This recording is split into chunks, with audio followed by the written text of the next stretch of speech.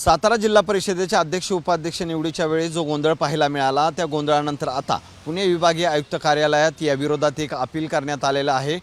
अपीलकर्ता जे वकील आहेत ॲडव्होकेट दत्तात्रय घोडके ते आपल्यासोबत आहेत। सर, खरं तर ही याचिका दाखल केली तुम्ही विभागीय आयुक्त कार्यालयात, काय याचिका आहे आणि कोणामार्फत आहे? या प्रकरणामध्ये ज्यांनी अध्यक्षपदाची निवडणूक साताऱ्याची लढवलेली होती त्या मनीषा फडतरे म्हणून राष्ट्रवादीकडून त्यांनी अध्यक्षपदासाठी फॉर्म भरलेला होता आणि उपाध्यक्षपदासाठी अशोक पाटील म्हणून शिवसेनेकडून त्यांनी फॉर्म भरला होता। ते दोन पराभूत उमेदवार प्लस अनिल देसाई आणि संदीप मांडवे ज्यांना पोलिसांनी त्या ठिकाणी बेकायदेशीर पद्धतीनं अटक केली आणि निहून महाबळेश्वर पोलीस स्टेशन वगैरे तो सगळा एपिसोड मीडियाच्या समोर ऑलरेडी आणि सदनातही त्या ठिकाणी मांडलेला आहे। त्यामध्ये दोषी साहेबांवरती अधीक्षक साहेबांवरती कारवाई देखील झालेली आहे। याच्यामध्ये मला सांगायचं असं आहे की विभागीय आयुक्तांना याच्यामध्ये अधिकार आहेत बघायची की निवडणूक प्रॉपर पद्धतीने झालेली आहे किंवा कशी। या पद्धतीने महाराष्ट्रामध्ये अनाकलनीय अशा पद्धतीची निवडणूक जिल्हाधिकारी यांनी त्या ठिकाणी घेतलेली आहे। जिल्हाधिकारी हे या प्रकरणामध्ये पीठासीन अधिकारी आहेत। त्याचे पीठासीन अधिकारी म्हणून काही नियम आहेत, तर नियमानुसार नामनिर्देशन पत्र भरण्यासाठी कमीत कमी 2 तास कंपल्सरी द्यावा लागतो।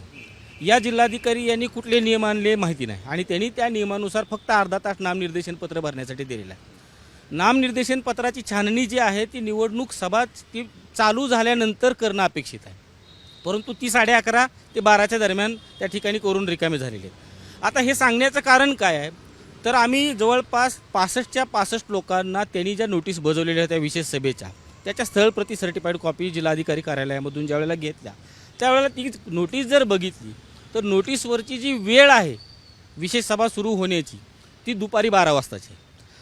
इतिवृत्त ज्या वेळेला आपण हातात घेऊन बघतो की इतिवृत्त म्हणजे प्रोसिडिंग किती वाजता मीटिंग चालू झाली वगैरे वगैरे, ते ज्या वेळेला आपण बघतो त्यावेळेला ती सभा 11ला चालू केलेलं दिसून येतं। सांगायचं तात्पर्य हे की महाराष्ट्रातल्या आता झालेल्या सगळ्या जिल्हा परिषदेचा जर कार्यक्रम तुम्ही बघितला तर नामनिर्देशन पत्र भरण्यासाठी कमीत कमी 2 तास वेळ देणं ही जिल्हाधिकारी यांची पीठासीन अधिकारी म्हणून जबाबदारी होती। नामनिर्देशन पत्राच्या अनुषंगानं ते झाल्यानंतर पुन्हा मीटिंगचा वेळ जो आहे तुम्ही सांगताना 12 सांगता, स्क्रुटिनी जी आहे नामनिर्देशन पत्राची ती 11:30ला करता। त्याच्यानंतर संदीप मांडवे आणि अनिल देसाई हे जे 2 सदस्य आहेत ते जिल्हा परिषदमधून पोलीस त्या ठिकाणी घेऊन जातात, त्यांना अरेस्ट केल्याचं दाखवतात। आम्ही त्या अनुषंगाने देखील न्यायालयामध्ये त्यांना उभा केल्यानंतर संबंधित पोलीस अधिकाऱ्याची तक्रार दिलेली आहे, त्यांना न्यायालयाने नोटीस देखील काढलेली आहे।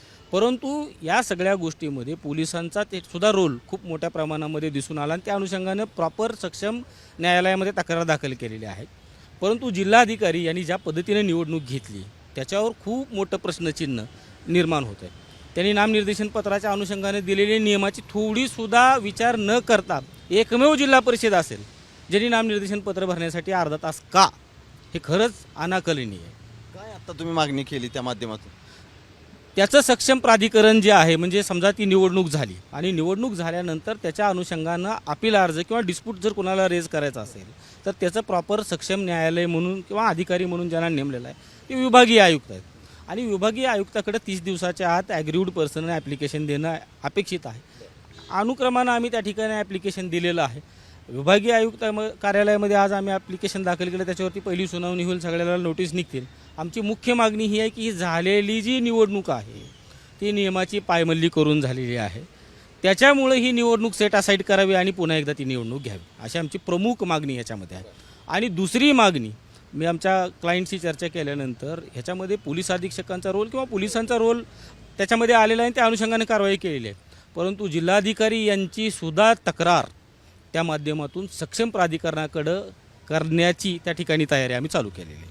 नक्कीच आपण पाहतो की सातारा जिल्हा परिषदेच्या अध्यक्षपदाची उपाध्यक्षपदाची जी निवडणूक झालेली आहे ती परत घेण्यात यावी यासाठी ही अपील जी आहे ती आता विभागीय आयुक्त कार्यालयात करण्यात आलेली आहे। त्यामुळे आता यावर विभागीय आयुक्त काय निर्णय घेतात हे पाहावं लागणार आहे। कॅमेरामन किरण काजळेसह सचिन जाधव, साम TV न्यूज।